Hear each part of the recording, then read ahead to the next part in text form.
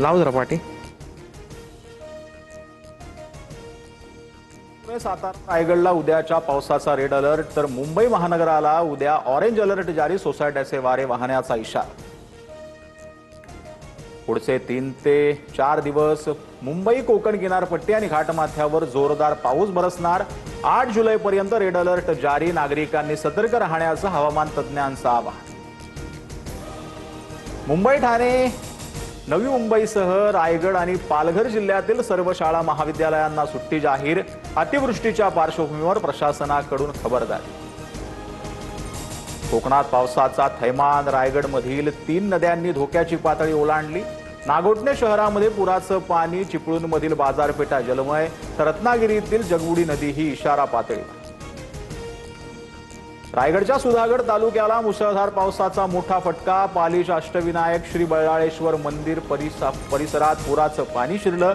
मुख्य सभागृहात पहिल्यांदाच पाणी। कोल्हापुरात पुराचा धोका। पंचगंगेचं पाणी यंदा पहिल्यांदाच पात्राबाहेर। 32 बंधारे पाण्याखाली। जिल्हा प्रशासन हाय अलर्टवर।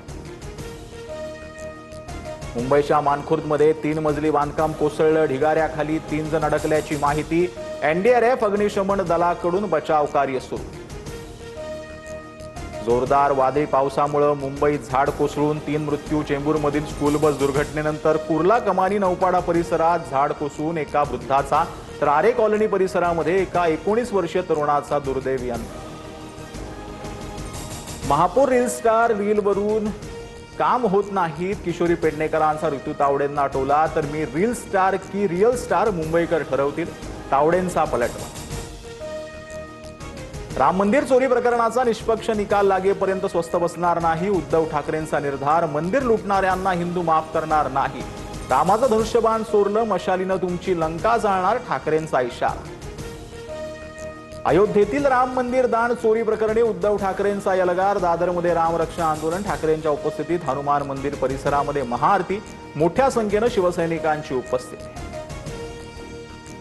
उद्धव ठाकरेंना शेवटी राम आठवला। रामाचा मार्ग सोडल्यानं त्यांच्या पक्षाची अधोगती झाली। फक्त आज नव्हे, ठाकरेंनी रोज रामरक्षा म्हणावी, मुख्यमंत्री फडणवीसांचा निशाणा।